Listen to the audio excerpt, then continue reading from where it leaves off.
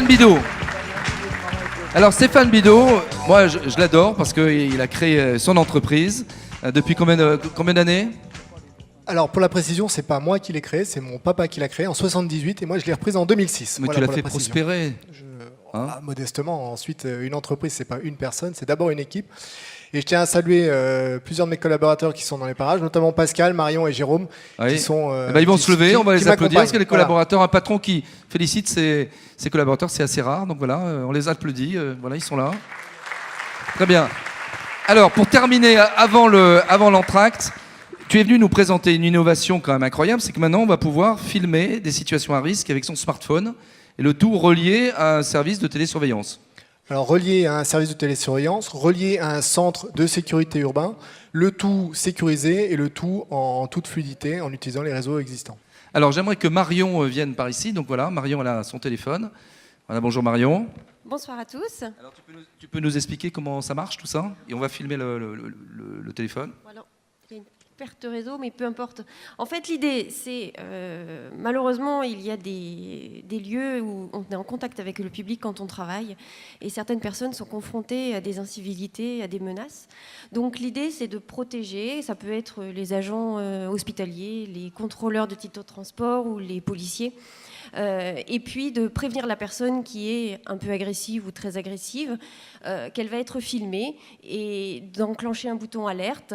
La caméra du smartphone se met en route et une alerte est envoyée directement au PC de sécurité. Et puis toutes les informations vidéo, audio et même data sont enregistrées à distance et en local, afin d'avoir soit des preuves, si nécessaire, mais c'est surtout un moyen pour apaiser les tensions et voilà, éviter le stress à la fois de la personne contrôlée et puis la personne qui est en train de contrôler. Donc ça c'est vraiment une nouveauté, c'était service d'ingénieur qu'on fait ça? Effectivement, Qu'est-ce qui était compliqué dans l'opération technologique? Alors ce qui est compliqué, c'est la maîtrise des réseaux, ça c'est le premier point. Le deuxième point, c'est effectivement d'avoir une qualité d'image qui soit effectivement fluide. Le troisième point, c'est d'avoir la capacité à être sur des systèmes ouverts. Aujourd'hui, un des grands enjeux de la vidéosurveillance, c'est clairement l'ouverture et la convergence des protocoles pour qu'on soit le plus ouvert et le plus convergent possible. C'est-à-dire qu'aujourd'hui, un logiciel quel qu'il soit peut être et doit être intégré à d'autres systèmes. D'accord, donc les agents de sécurité qui sont par exemple sur un parking ou autre, ils ont leur smartphone qui est donc dans la pochette et donc ils peuvent filmer à l'insu des personnes. Et ça enregistre en plus. Alors c'est jamais à l'insu, c'est-à-dire qu'à un moment donné, quand on va déployer de la vidéosurveillance, il faut effectivement respecter certaines conditions qui sont assez strictes en termes légaux. Ça c'est le premier point. Et surtout en termes de capacité à déployer la vidéosurveillance, on a fait effectivement une imagination ou un rêve un jour, c'était de pouvoir avoir chacun son outil de vidéosurveillance à soi et facilement diffusable et facilement exploitable. Alors des réactions, Thierry Delville? Non, mais là, on répond à un besoin très important qui est effectivement d'assurer, s'agissant d'un outil vidéo mobile, d'assurer les conditions a posteriori de l'intervention quand elle peut être difficile et nécessiter quelques éléments d'explication. Et puis surtout, effectivement, ça a été dit, c'est très important en termes d'apaisement. Le fait de se savoir filmer a eu des effets tout à fait importants. Et même il y a 15 ans, je ne sais pas si on se souvient, le fait d'introduire la caméra dans les auditions de gardé à vue, on pensait qu'effectivement c'était un élément inquiétant dans le monde policier. Finalement, l'utilisation de ces caméras a apporté finalement la démonstration que d'abord ça se passait bien et qu'il n'y avait pas de crainte à avoir de ce côté-là et qu'au contraire, quand on branche ces outils, beaucoup d'enquêteurs considéraient que finalement ça avait des vertus apaisantes et sur la voie publique c'est la même chose. Donc les expérimentations sont très concluantes dans ce domaine. Allez, dernière réaction et on conclut. Non, mais là, effectivement, on rentre sur un triptyque qu'on connaît bien, c'est prévention, dissuasion, intervention. Le fait de savoir que je suis filmé alors que je veux passer à l'action d'une manière qui n'est pas très agréable pour la personne qui est en face de moi, va peut-être me renvoyer à la sagesse. Avant de dire c'est la peur du gendarme, aujourd'hui c'est la peur de l'iPhone. Ouais, mais il peut pas se faire piquer son iPhone, son smartphone, le gars? Alors en tant que tel, si, aujourd'hui on les a intégrés dans des systèmes de protection portable, ça c'est une chose. Ensuite, il est géolocalisé, il est transmis en temps réel et à distance, on peut désactiver la vidéosurveillance. Et bien entendu, comme le système est crypté, on a effectivement une protection des images qui sont enregistrées. Claude Tarlet? Oui, enfin moi je suis toujours très admiratif devant ces évolutions technologiques. Je dis simplement, il y a derrière un marché qui doit se construire, il y a des mentalités qui doivent évoluer. Le principal obstacle, il est culturel. Parce que certes, chacun comprend qu'il faut aujourd'hui mettre en place des outils, mais la limite de l'utilisation de ces outils n'est pas claire dans les esprits, et la protection des uns peut s'opposer à la liberté des autres.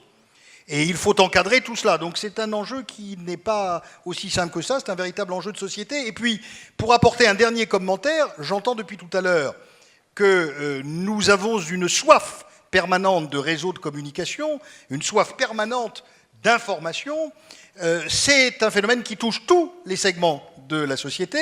Il y a peut-être une particularité dans le nôtre, c'est qu'il faut se poser la question de savoir qui contrôle et assure la sécurité et la fluidité de ces informations qui sont destinées précisément à nous sécuriser.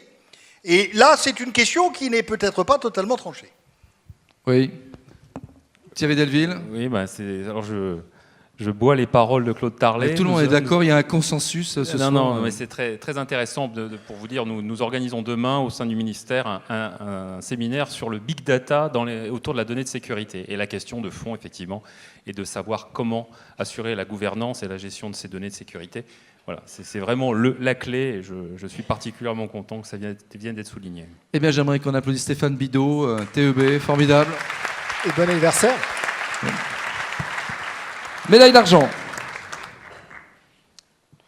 La médaille d'argent, c'est pour la société TEB qu'on a présentée déjà. Ils sont où TEB ?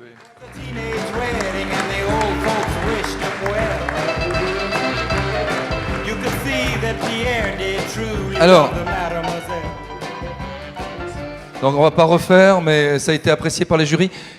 Lazaro, qu'est-ce qui était intéressant dans la solution TEB avec les smartphones ? Il y a beaucoup de choses qui étaient intéressantes, mais surtout, moi, ce que j'appréciais, c'est la bonne utilisation de la technique qu'il y a sur les smartphones. Je veux dire, les smartphones, il faut les caresser dans le sens du poil. Il ne faut surtout pas les caresser dans l'autre sens parce qu'ils réagissent très mal. J'ai trouvé que technologiquement, TEB savait caresser un smartphone dans le sens du poil. Il a raté une carrière. Lazaro, il va mettre Popek. Il va ringardiser Popek. Hein. Alors, Stéphane Bidot, un petit mot là, mais rapide. Difficile de passer après Lazaro avec tel commentaire, mais merci quand même.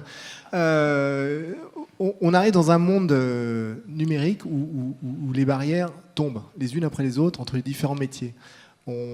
On anticipe, nous, un métier où on va se retrouver avec une plateforme, avec des plateformes d'application, des plateformes d'applicatifs qui vont être effectivement disponibles sur la main.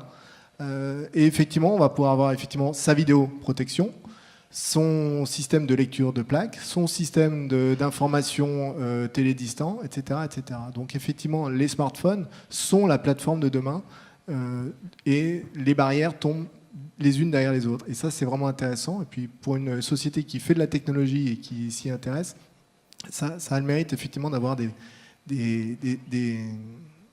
sources d'innovation et de ressources encore inépuisables.